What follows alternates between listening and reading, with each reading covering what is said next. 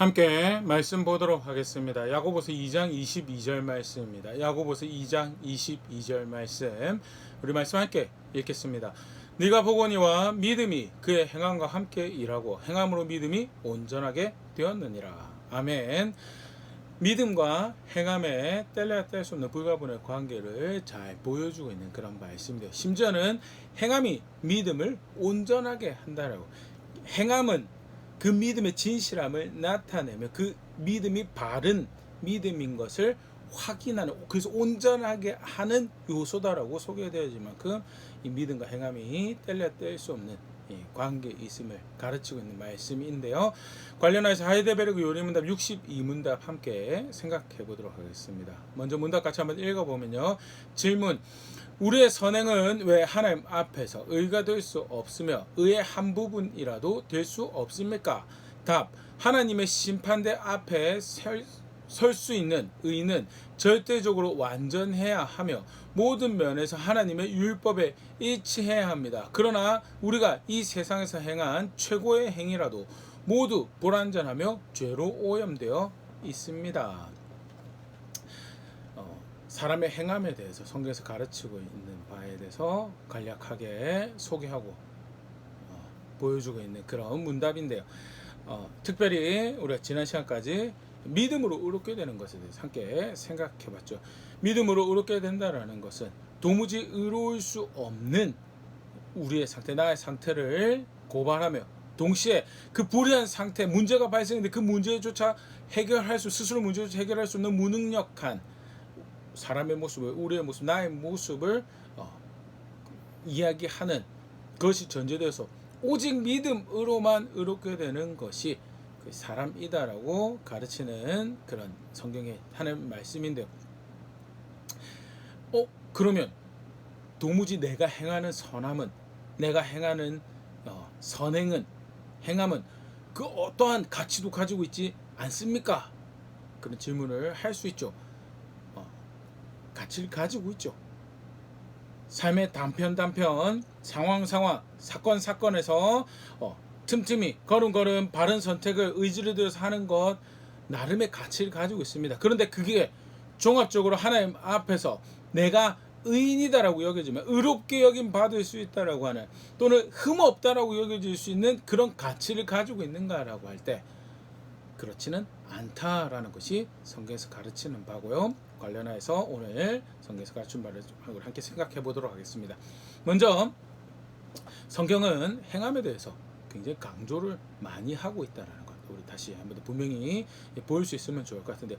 우리가 믿음으로 의롭게 된다라고 하는 것 굉장히 중요한 사실이죠. 그런데 자칫 그러다 보니까 행함을 간과하는 그런 오해를 만들 수도 있는데요. 절대 그렇지 않아요. 오늘 우리가 읽은 요절 말씀에서도 행함은 믿음을 온전하게 하는 중요한 한 요소로, 심지어 그 행함이 없으면 그 믿음은 허상이고 거짓이다라고까지 가르쳐지는 것이, 야고보서 2장 26절에 보면요, 영혼 없는 몸이 죽은 것 같이 행함이 없는 믿음은 죽은 것이네. 행함이 없는 믿음은 오히려 거짓되다라고 이야기할 만큼 그 행함은 믿음과 관련, 신앙과 관련해서 굉장히 중요한 요소로 가르쳐지고 있다는 것, 성경에서 가르치고 강조되어지고 있는 부분이죠.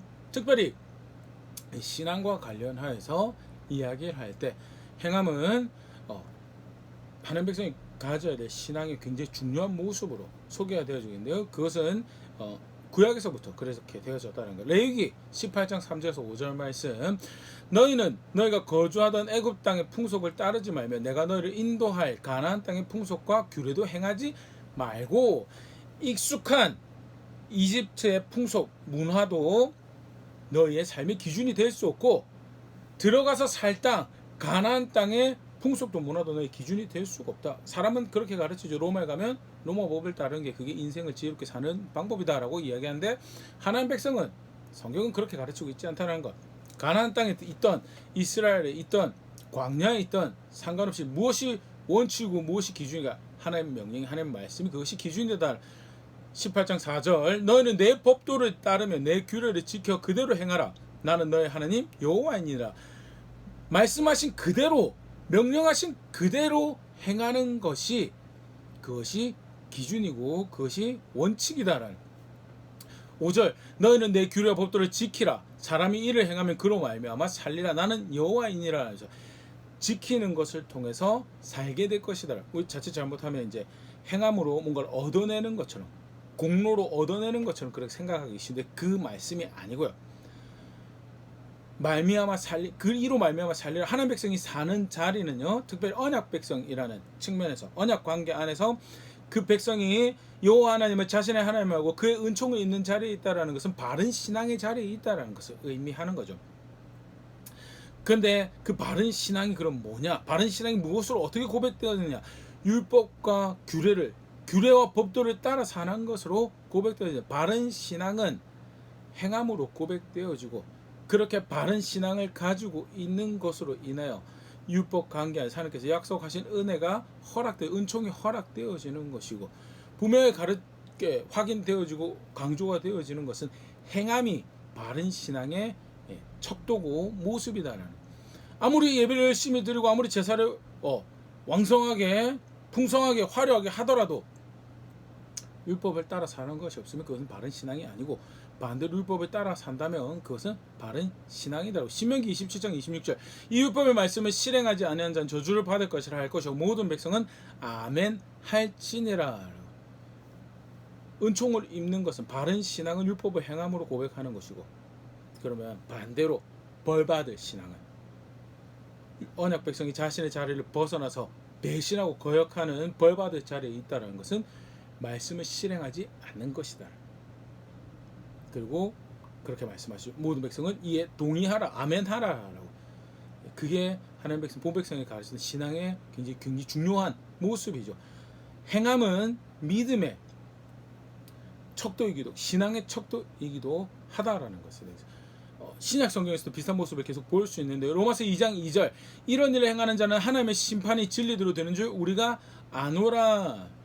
6절 하나님께서 각 사람에게 그 행한 대로 보응하시되, 기준은 하나님 말씀이고요.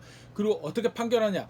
행한 대로 판결하신다는, 행함을 따라서 말씀을 따라 살았으면 의롭게 여겨지는 것이고 하나님과 바른 관계에 있는 것이고, 말씀을 따라 행하지 않으면 그릇된 관계에 있는 것이다라고. 로마서 2장 11절 이는 하나님께서 외모로 사람을 취하지 아니하심이라면서, 유대인, 아브라함의 후손, 팔레스타인 출신 다 상관없다는, 뭘 행했느냐는, 하나님 말씀 따라 행했냐 그러면 의로운 것이고, 하나님 말씀 따라 행하지 않았으면 불의한 것이고 죄인이 벌받아야 마땅하는 것. 결론은 뭐죠? 바울이 그래서 유대인이나 헬라인이나 이방인이나 아브라함의 후손이나 다 벌받을 자리에, 죄인이라 일컬어지는 판결받는 자리에 있다라는 것이, 그것이 이제 바울이 이 하늘 말씀을 교회에 전달하면서 다시 확인하는 반대요. 그만큼 사실은 행함으로 신앙을 행함으로 믿음을 고백하는 것이 성경에서 가르치고 있는 바른 신앙이고 바른 믿음이라는 것인데, 근데 이제 여기서 또 중요한 한 요소가 있죠. 사람이 행함으로 그렇게 하나님 앞에 충분히 의롭다, 흠없다라고 여겨질 수 있는 존재가 될 수 있는가? 절대 그렇지 않다. 아담의 후예는 절대 그렇게 될 수 없다는 걸 성경에서 가르치고 있죠. 시편 143편 2절 주의 종에게 심판을 행하지 마소서, 주의 눈앞에는 의로운 인생이 하나도 없나이다. 시편 기자가 그렇게 보면 내가 심판하지 말아다, 나 판단하지 말아달라고. 왜? 하나님 판단 앞에서 의롭다라고 여겨질 수 있는 인생은 아무도 없다라고. 굉장히 정직한 고백이죠. 근데 그게 바른 이해죠. 하나님 보시기에 나름의 어떤 소소한 의는 행해요. 상황에서, 사건에서, 또 어떤 지역에서 소소한 선함을 행해요. 그런데 모든 것을 꿰뚫어 보시, 종합적으로 보시는 하나님 앞에서 충분히 의로운가, 충분히 합당한가 라고 볼 때 그 선함과 행함이 몇몇 영역에서는 있을 수 있습니다. 그런데 그럼 다 그 외에 다른 영역들은 의로운가? 아니다는. 그래서 그 앞에서 의롭다고 판결받을 수 있는 백성이 없다는. 시편 103편 10절 11절 우리의 죄를 따라 우리를 처벌하지 아니하시며 우리의 죄악을 따라 우리에게 그대로 갚지는 아니하셨으니 이는 하늘이 땅에서 높은 같이 그를 경외하는 자에게 그의 인자하심이 크심이로다.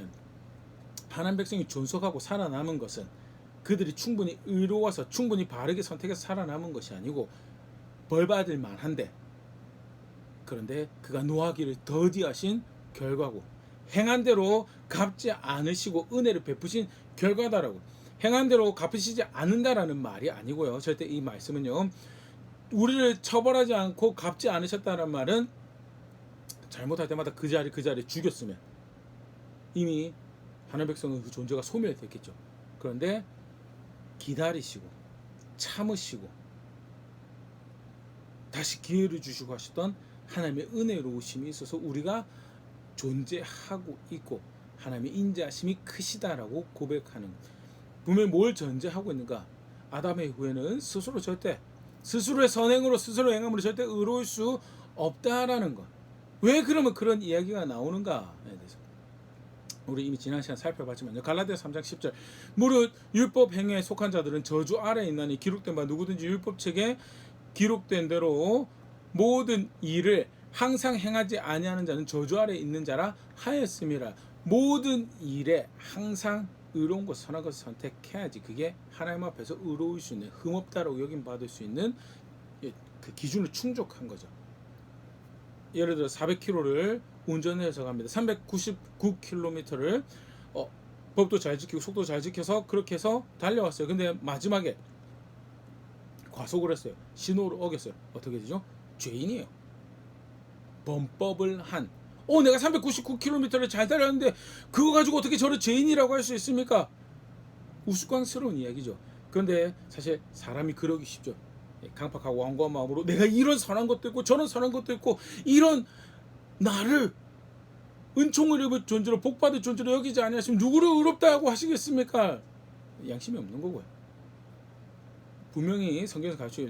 좀 전에 갈라디아 3장 10절, 모든 일에 항상 의로운 일을 하는 자가 그가 의로운 자고, 야고보서 2장 10절 그렇게 이야기하죠. 누구든지 온 율법을 지키다가 그 하나를 범하면 모두 범한 자가 되느니라는. 죄를 하나 범해도 범법자가 되는 거예요. 불의한 자가, 의롭지 않은 자가, 흠 있는 자가 되는 거예요. 그래서 아담의 후에는 절대 자신의 행함으로 자신의 성함으로 하나님 앞에서 의롭다 여김 받을 수 있는 존재가 될 수 없다라는 것. 구약 성경 조금 더 우리가 살펴볼 텐데요. 속칭 믿음의 훌륭한 선배들, 조상들, 아브라함, 이삭, 야곱, 의로운 행동들을 합니다. 바른 선택들을 하고요. 그래서 흠모할 만한 신앙의 본들을 만들어내죠. 그러나 그들의 행함으로 하나님 앞에서 의롭다 여김 받을 수 있는 그런 자는 충분히 흠없다고 여기지는 그런 삶을 살았는가? 성경은 그들이 그렇지 못했다라고 소개를 하고 있습니다. 아브라함 본토 친척 아비 집을 떠나서 순종해서 팔레스타인 땅 가죠. 그 가운데 이 땅을 너에게 줄 거니까 딴 데 가지 말아라고 했을 때 요단 동편에 푸르를 보고 떠나간 조카 앞에서도 자기 자리 지키고 있어요.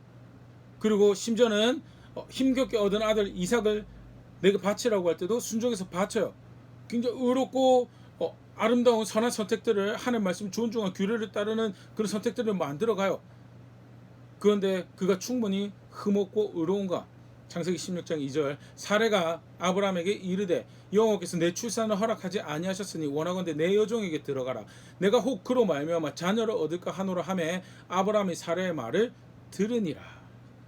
하나님께서 분명히 아브라함과 사라에게 아들을 주시겠다고 하셨습니다. 그러면 주실 때까지 기다리지. 그게 믿는 거죠. 그게 바른 선택이고 그게 의로운 선택이죠. 그런데 스스로 그렇게 변명을 될 수도 있습니다. 하나님께서 아들을 주시겠다고 했으니까 우리가 열심히 수고해서 아들을 얻어도 그렇기 때문에 첩도 드려야는 우리는 그 일을 이루기 위해서 수고해서 그렇게 했습니다라고 변명을 할 수 있는데 결과적으로 그게 뭐예요? 불신이에요. 불신. 하나님께서 그 일을 이루실 것이다라는 것에 대해 불신해서 자기 방법을 도용한 거죠. 불의한 모습이죠. 흠 없는 의로운 자라고 일컬어질 수 있는가? 그렇지 못했다라는. 이삭의 경우에 너의 아버지에게 주겠다는 그 땅에서 있으라라고 순종해서 그 자리 지키고 있습니다. 열심히 신앙의 싸움을 해가요. 아름답죠. 근데 창세기 25장 28절, 이삭은 에서가 사냥한 고기를 좋아함으로 그를 사랑하고 리브가는 야곱을 사랑하였더라. 이삭이 에서를 좋아할 수 있어요. 또 고기를 좋아하는 것도 그게 죄인가요? 그렇지 않아요. 근데 그가 호의를 가지고 좋아하는 기준이 뭐가 되는가요? 고기를 먹고 배부른 그 풍성함을 누리는 것, 그 감각의 기쁨을 누리는 것이 기준이 돼서 호의를 가지게 돼. 하나님께서 뭐라고 말씀하셨는가? 작은 자가 큰 자가 될 거다. 동생이 큰 자가 될 거다라고 이야기를 분명히 하셨어요. 그럼에도 불구하고 이삭이 자신의 기준을 삼았던 것은 감각의 만족이 불의한 또 다른 불의한 모습이고 불신의 모습이죠. 야곱은 사실 뭐 상대적으로 아브라함과 이삭에 비해서는 흠많은 모습들이 이미 많이 소개가 되어지고 회자되어지고 그럼에도 불구하고 이스라엘 백성들이 뭐라고 불리죠? 이스라엘 백성이라고 불려요.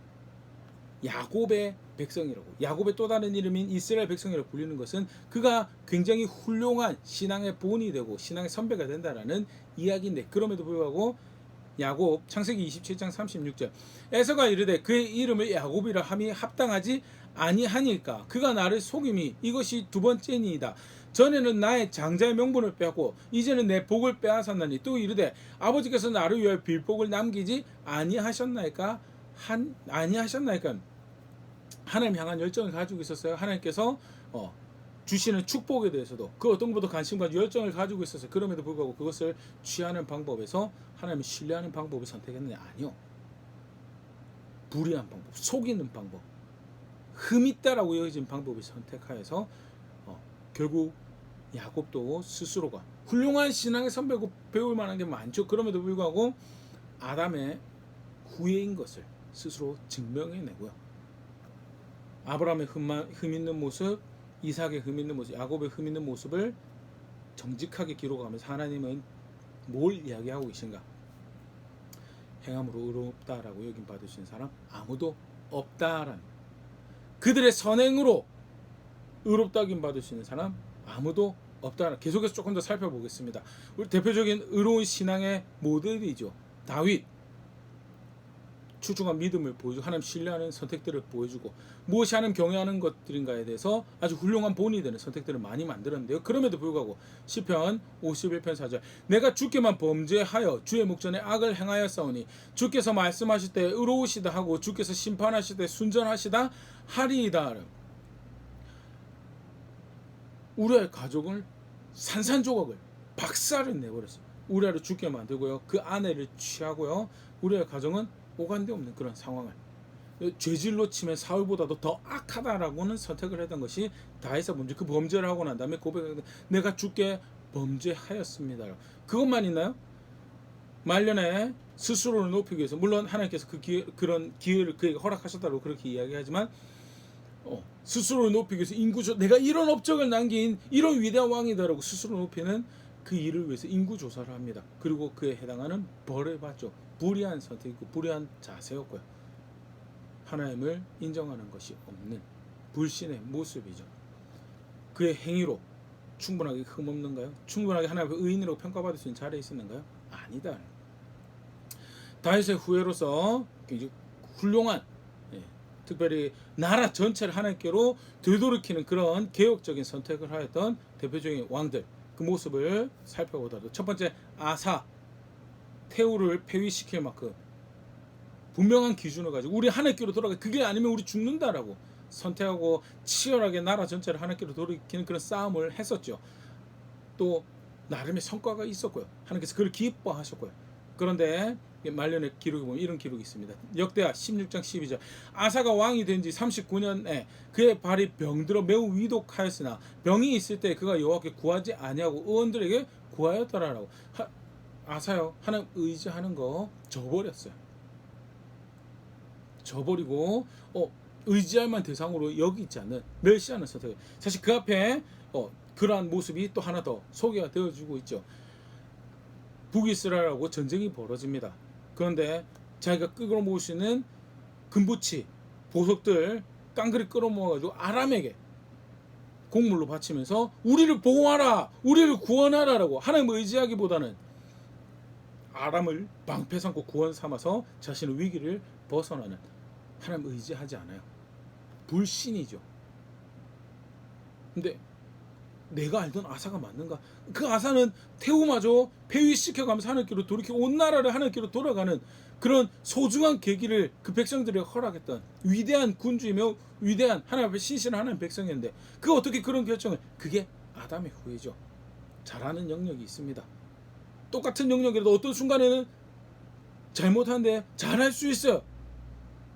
그런데 모든 일에 항상 의로운가? 절대 그렇지 못하더라라는 것이 그것이 저와 우리 모든 사람의 본질적 모습이죠. 아사의 아들 여호사밧도 굉장히 훌륭한 왕이죠. 하나님을 신뢰함으로 전쟁을 치르고 그를 통해 하나님 승리 주신 하나님을 경험하기도 하고요. 더불어서 아합과 연합하는 가운데서도 하나님 뜻을 지속적으로 묻고 구하는 하나님 향한 열정을 가지고 있었던 그런 왕이었죠. 그런데 치명적인 동일 인물인가 생각될 만큼 치명적인 불의함을 가지고 있습니다. 그게 뭐냐? 역대 18장 1절 여호사밧이 부귀와 영광을 크게 떨쳤고 아합 가문과 혼인함으로 인척관계를 맺었더라. 왜 그렇게 아합하고 연을 못 맺어서 안달이 났는지에 대해서 궁금함이 일 정도로 똑같은 여호사밧인가 생각이 들 정도로 여호사밧은 아합의 영향력이 북이스라엘 대표적인 악의 축이죠. 근데 그 아합의 영향력이 남유다의 왕실로 남유다 그 땅에도 미쳐지도록 문을 활짝 열고 그 씨를 심었던 왕이고요. 심지어는 다윗의 후손이 그 대가 끊길 만한 불행을 자초하는 선택을 했던 것이 여호사밧이었다는 아름다운 모습이 있습니다. 그럼에도 불구하고 흠없다라고 여김 받을 수 없는 충분히 의롭다라고 여김 받을 수 없는 상태가 여호사밧의 상태였죠.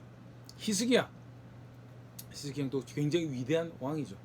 나라 전체가 다시 하나님께로 돌아가는 훌륭한 소중한 계기를 만들었던 그런 치열하게 그것을 위해서 싸우고 하나님의 이름을 영화롭게 하는 그런 결정들을 만들어 왔었는데요. 그 가운데 하나님께서 그를 기뻐하시는 것을 연장된 15년 수명 가운데도 확인도 하고요. 그런데 아주 대표적인 유명한 그 교만, 히스기야 교만을 성경은 소개를 하고 있는데요. 열왕기하 20장 15절 이사야가 이르되 그들이 왕궁에서 무엇을 보았나이까 하니 히스기야가 대답하되 내 궁에 있는 것을 그들이 다 보았나니 나의 창고에서 하나도 보이지 아니한 것이 없나이다 하더라. 15년 수명 연장하고 나서 병에서 회복했기 때문에 축하한다고 바벨론에 사절 왔을 때 스스로 높이려고 스스로를 찬양하려고 내 업적을 보아라고 내가 못 끌어모은 것 나의 그 위대함을 보아라고 소개하는 것에 자신의 열심을 쏟습니다. 은혜 베푸신 하나님을 오간되고 그를 존중하는 것이 오간되고 아니 그를 존중해서 우상을 파괴하고 성전을 보수했던 그의 모습은 어디 갔습니까? 그게 사람이죠. 그게 아담의 후예예요. 그래서 절대 그의 선행으로 의롭게 여김 받을 수 없다라는 것. 그의 선행으로 하나님 앞에서 흠없다라고 은총을 입을 자라고 여김 받을 수 있는 그 근거가 하나도 없다라는 것. 요시야 유다의 마지막 개혁군주죠. 역대하 35장 22절 요시야가 몸을 돌이켜 떠나기를 싫어하고 오히려 번장하고 그와 싸우고자 하여 하나님 입에서 나온 누구의 말을 듣지 아니하고 무기또 골짜기에 이르러 싸울 때 하나님 입에서 나온 누구의 말을 듣지 아니하기로 결정하고 변장을 해서라도 그것을 거부해서 어기고 대적해서 굳이 싸우려고 하는 그런 선택을 했던 것이 요시야.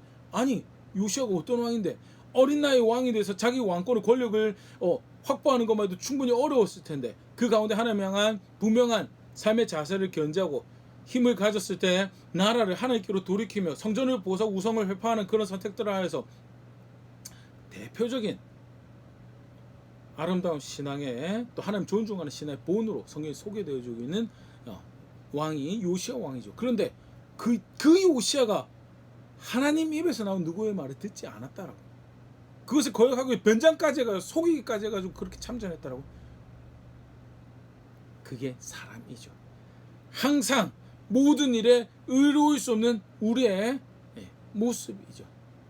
구약 성경은요 위대한 하나님의 사람들의 모습을 소개하면서 동시에 그가 충분히 의로울 수 없는 자임을 그가 충분히 하나님 앞에서 흠없다고 여겨질 수 없는 자임을 노골적으로 소개하면서 믿음으로 의롭게 여겨지는 것임을 하나님의 은혜로 의롭게 여겨지는 것임을 계속 반복적으로 확인을 하고 있고요.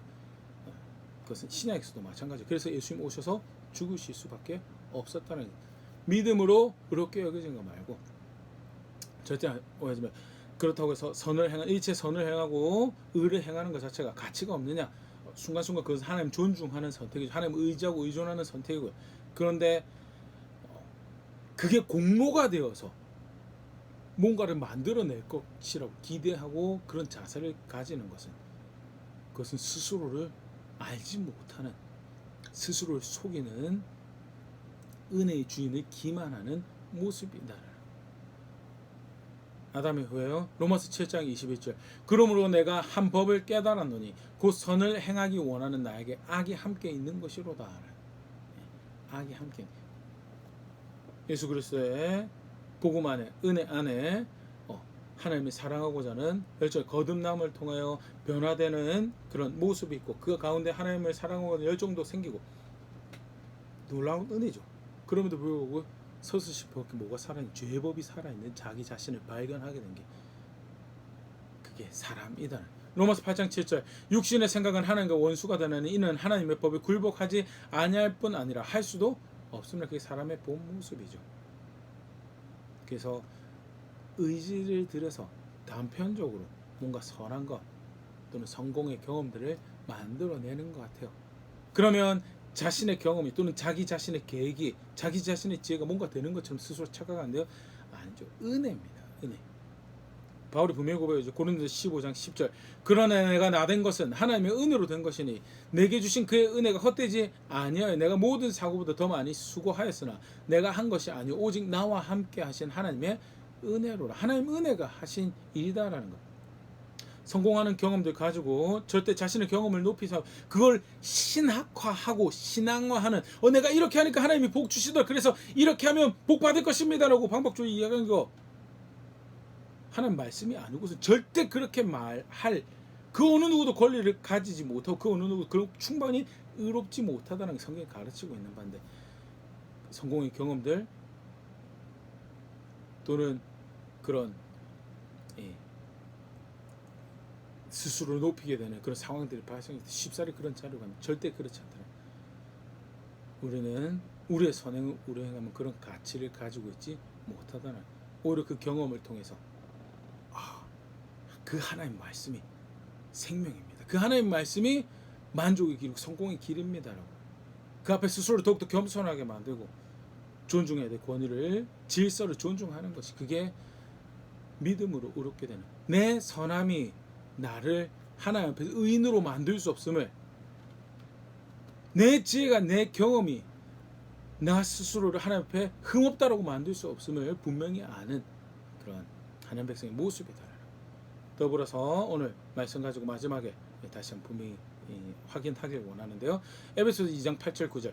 너희는 그 은혜에 의하여 믿음으로 말미암아 구원을 받았으니 이것은 너희에게서 난 것이 아니오 하나님의 선물이라. 행위에서 난 것이 아니 이 누구든지 자랑하지 못하게 함이라. 우린 자랑할 게 없어요. 나는 자랑할 게 없어요. 은혜로 된 것이기 때문에 누구를 자랑해요? 하나님 자랑하는 거죠. 누구의 지혜를 자랑해요? 하나님 지혜를 자랑하는 거죠. 내 경험, 내 지혜 절대 자랑할 것이 되고 뽐낼 것이 되지 못하고 영광을 받으셔야 하는 하나님이고, 더욱더 의지하고 의존해야 될 대상은 하나님. 그 말고는 의롭게 여기만, 하나님 앞에 합당하게 여길 만한 그 어떤 소망도 내게 없습니다. 그래서 내 모든 열정을 담아서, 내 모든 자원을 담아서 그를 의지하고 그에게 붙어 있습니다라는 고백을 만들어야 되는 게, 모든 것이 선물이었습니다, 은혜였습니다 고백하는 신앙의 모습입니다. 그게 아담의 후예인 자신을, 예수님이 죽으실 수밖에 없었던 자신을 아는 신앙의 모습, 그게 성경에서 가르치고 있는 저의 모습, 우리의 모습이에요. 그래서 선한 행위가, 행함 자체가, 말씀에 따라 순종하는 행함 자체가 의미가, 가치가 없느냐? 아니죠. 가치가 있습니다. 그것은 하나님을 존중했다는 그런 의미에서 가치가 있는 것이지, 그것이 공로가 되어서 어떠한 나의 의로움이 된다라고 하는 것, 그거는 아니다라는 것. 성경에서 가르치고 있는 바에 잘 정리할 수 있으면 좋을 것 같고요. 사실 이게 이제 하이델베르크 의료문답 60입니다. 믿음으로 의로운 것과 관련해서 이게 이제 이슈가 되는 것은 캐톨릭에서 이렇게 선행을 구원의 필수적인 모습으로 가르쳐 왔죠. 다릅니다. 개신교에서 이야기하는 건 다릅니다. 기독교에서 이야기하는 행함은요, 믿음의 모습으로 행함을 이야기하는 거예요. 그것이 공로가 되는 거예요. 구원의 요건이 되는 것이 아니고요. 믿음으로 구원을 얻는 것인데 그 믿음이 담고 있는 모습이 바른 믿음이라면 행함이 있는 것이 그게 바른 믿음이다. 그게 의지하고 의존하는 거다라는 그런 측면에서 행함을 이야기하는 것이고 카톨릭에서는 그 행함 자체가 선행 자체가 구원의 요건에서 그것이 필요하다라고 이야기를. 그래서 믿음과 행함이 선행이 같이 가야 되는 것이 요건이고. 네. 오직 믿음으로만 의롭게 되는 것이고요.